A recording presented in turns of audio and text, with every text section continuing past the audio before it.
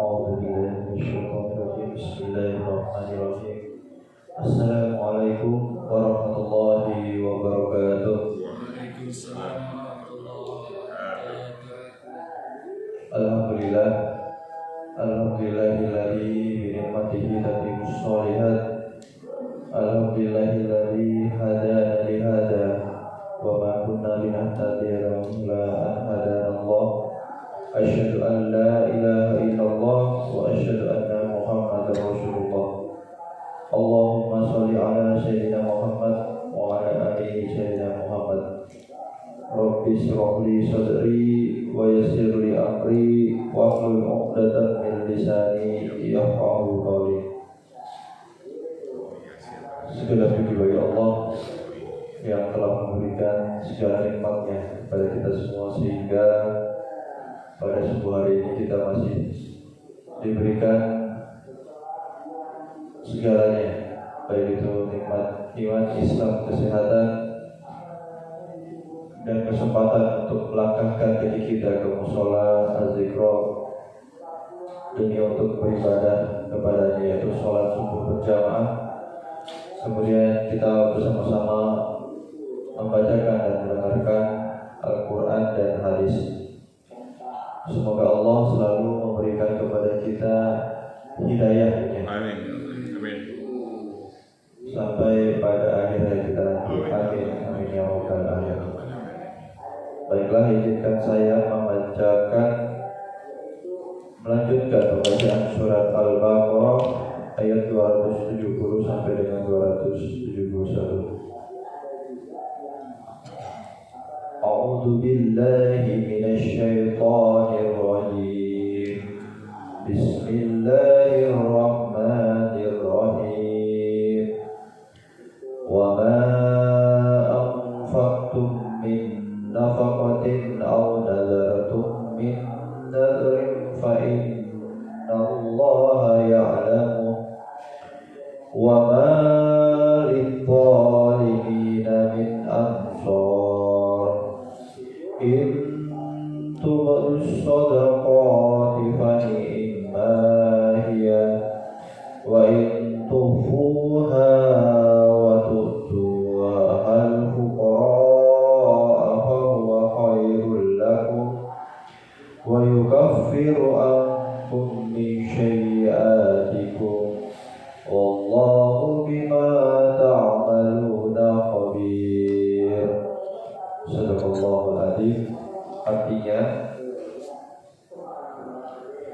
apa saja yang kamu nafkahkan atau apa saja yang kamu nazarkan, maka sesungguhnya Allah mengetahuinya.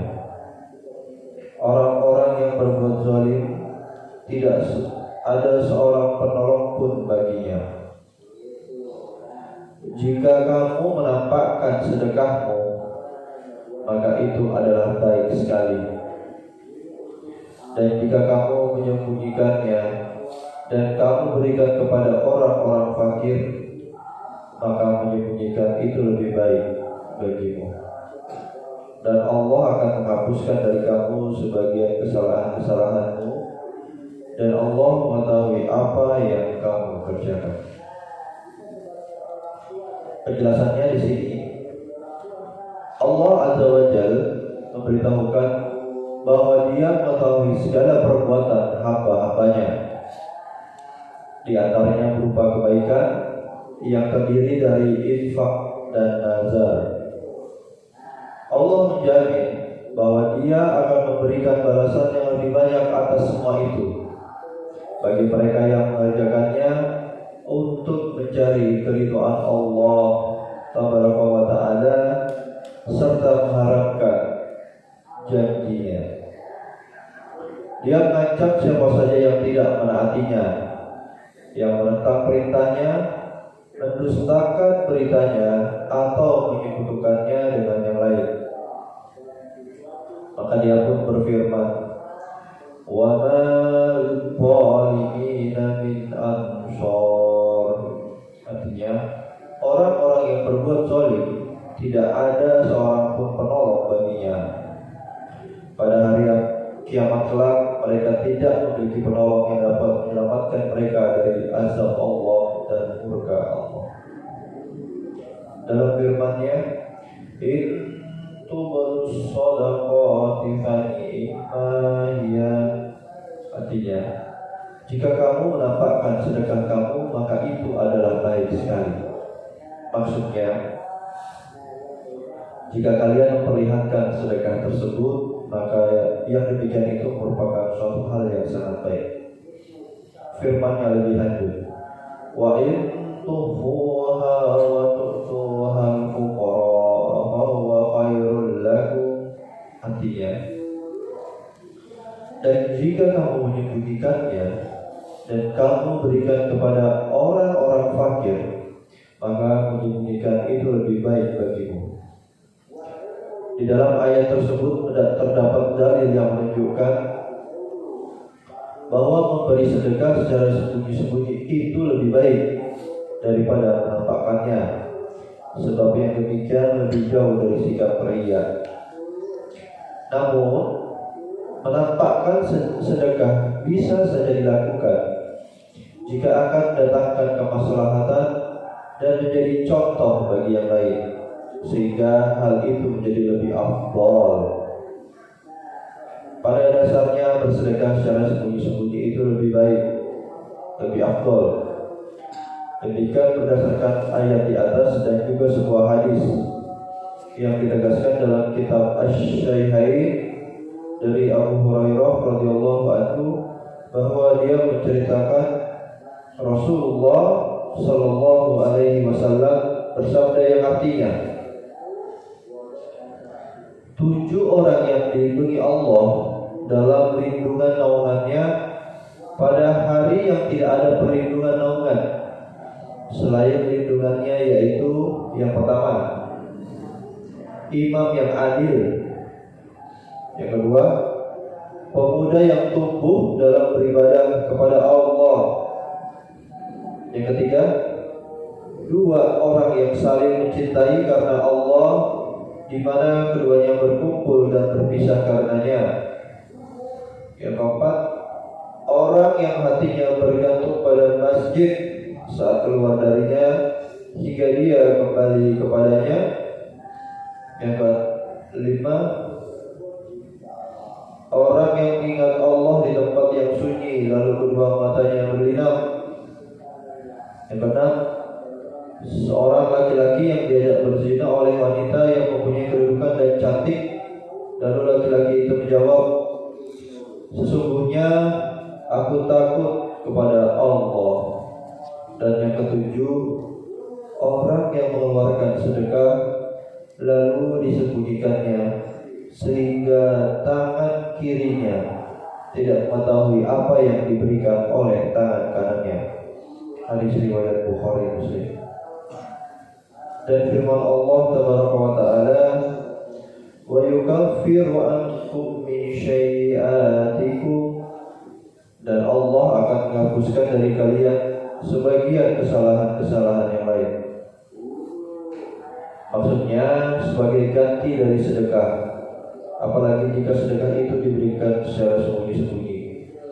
Kalian akan memperoleh kebaikan berupa derajat yang tinggi dan dihapuskan berbagai kesalahan yang pernah kalian lakukan. Ada yang membaca yukafir dengan dijazmkan, ini artinya berkedudukan sebagai jawabus syarti, balasan yang dijanjikan. Dan firman Allah azza wa jalla selanjutnya, wallahu bima ta'maluna khabir, dan Allah mengetahui apa yang kalian kerjakan. Maksudnya tidak ada sesuatu pun dari perbuatan kalian yang tersembunyi darinya, dan Dia akan memberikan pahala atas semua itu. Astagfirullahaladzim.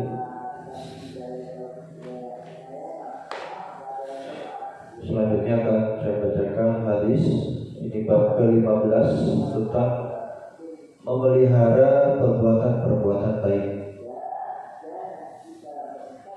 Allah berfirman dalam surat Al-Hadid ayat 16, Alam ya'ni lil ladina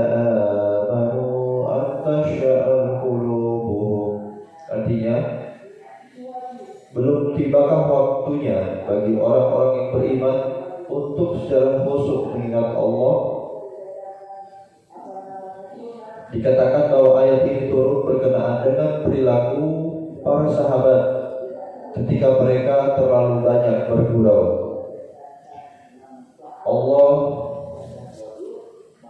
berfirman dalam surat Al-Hadid ayat 27, wa qaffayna bi Isa ibn Maryam wa atainahu al-injila wa ja'alna fi qulubil ladzina taqa'u rahmatan wa rahbaniyatan tada'uha ma katabnaha 'alaihim ila ibtigha'a ridwanillahi fama ra'awha haqqa ri'ayatiha. Artinya, dan kami susulkan Isa putra Maryam, dan kami berikan Injil kepadanya, dan kami berikan santun dan kasih sayang dalam hati orang-orang yang mengikutinya.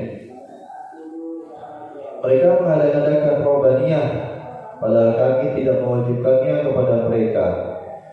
Yang kami wajibkan hanyalah mencari keridhaan Allah, tetapi tidak mereka pelihara dengan semestinya. Mengada-adakan Rahbaniyah artinya menjauhi perempuan dan membuat biara. Di dalam ayat ini terdapat peringatan bahwa orang yang mewajibkan sesuatu pada dirinya sendiri, maka ia harus melakukannya. Hal ini terdapat dalam surat An-Nahl ayat 92. وَلَا تَكُونُوا كَالَّتِي نَقَضَتْ غَزْلَهَا مِنْ بَعْدِ قُوَّةٍ أَنْكَاثًا. Artinya, dan janganlah kamu seperti orang perempuan yang menguraikan benangnya yang sudah dipintal dengan kuat. Dia adalah seorang perempuan yang bodoh dari penduduk Mekah. Ia memintal benang sepanjang hari, kemudian ia menguraikannya lagi. Al-Hasan berkata, maksudnya sesungguhnya perempuan ini tidak dapat menahan diri dari amal perbuatan, dan tidak pula ketika ia melakukan amal, ia dapat menahan diri dari membatalkannya. Demikian pula orang yang membatalkan janjinya tidak meninggalkannya, dan tidak pula ketika berjanji dapat menepatinya. Ayat ini berlaku umum untuk setiap orang yang membatalkan amal perbuatannya. Allah berfirman dalam surat Al-Hajar ayat 99, wa'bud rabbaka hatta ya'tiyakal yaqin. Artinya, dan sembahlah Rabbmu sampai yakin atau ajal datang kepadamu. Artinya, tetaplah selamanya menyembah Rabbmu sehingga ajal menjemputmu. Sedangkan hadis-hadis yang berkenaan dengan bab ini diantaranya ialah